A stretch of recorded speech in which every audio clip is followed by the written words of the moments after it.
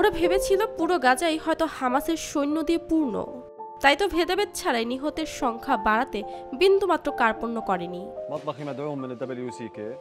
মেরে ফেলার আগে আমার কিচেনের কর্মীদের টার্গেট করা হয়েছিল। ভয়ের কারণে যাদের অনেকেই কাজ ছেড়ে দিয়েছিল।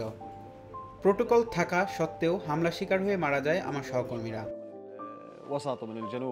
যে বা যারা সরাসরি কিছু করতে যান গাজার জন্য, কোনো নিশ্চয়তা নেই বেঁচে ফেরার। এই যেমন ওয়ার্ল্ড সেন্ট্রাল কিচেন। দৈনিক কয়েক হাজার গাজাবাসীর জন্য খাবারের ব্যবস্থা করা এই সংস্থাটির 7 জনকে হামাসের সৈন্য ভেবেই মেরে ফেলেছে ইসরায়েলের প্রতিরক্ষা বাহিনী। নিরাপত্তার অভাব নাকি অভিমান?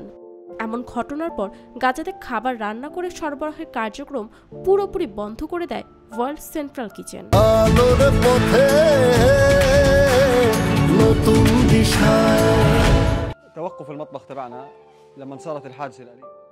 রান্নাঘর কবে খুলবেন, কখন খুলবেন? বিশ্বাস করবেন, আমরা প্রতিদিন এই প্রশ্নটি শুনি।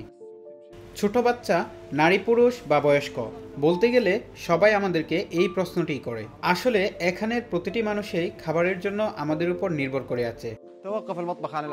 ঠিক 7টি মাস ধরে চলছে যুদ্ধ।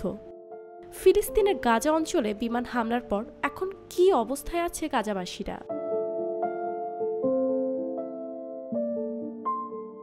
কতটা খবরই বা রেখেছে বিশ্ববাসী? প্রাণের ভয়ে অনেকে দায়িত্ব নিতেও যেখানে হিমশিম খাচ্ছে, ঠিক সেখানেই ওয়ার্ল্ড সেন্ট্রাল কিচেন যে দায়িত্ব নিয়েছে নিঃসংকোচে প্রশংসার দাবিদার। আমার রান্নাঘরের পুরোটা ওয়ার্ল্ড সেন্ট্রাল কিচেন পরিচালনা করে।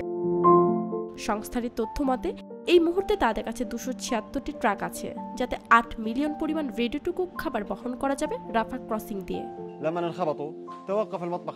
শুরু থেকে এখনো পর্যন্ত 3 বেলার খাবারই রান্না করছি আমরা, যেখানে থাকছে সকালের নাস্তা, দুপুর আর রাতের খাবার।